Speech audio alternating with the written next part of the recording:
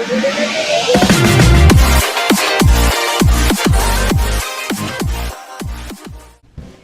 September 17, 2018, and this is what we're having for dinner. Here I have some leftover pinakbet. It's a Filipino vegetable dish with eggplant, okra, pork, and some string beans.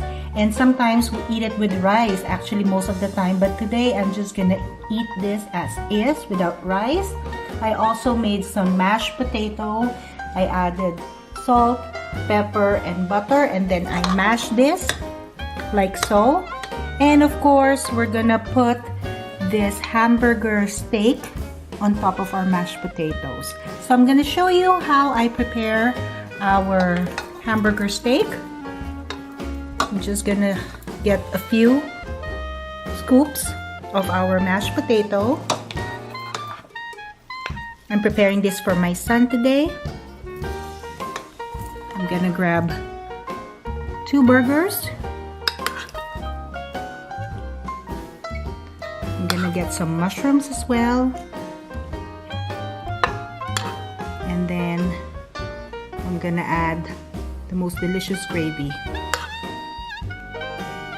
There you go, guys. This is our dinner for today. Kain tayo! It's September 18, 2018, and this is what we're having for dinner.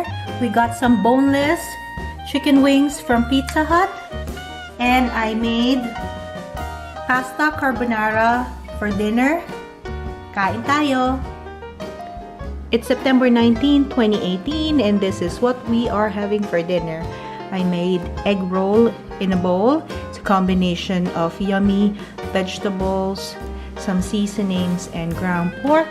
And I made Caesar salad for dinner tonight. Kain tayo! It's Thursday, September 20th, 2018, and this is what we're having for dinner. I made beef nilaga. It's a combination of stewing beef, corn, carrots, and cabbage in a beef broth. I also made white rice basmati. And for dessert, I made almond flour brownies. Kain tayo!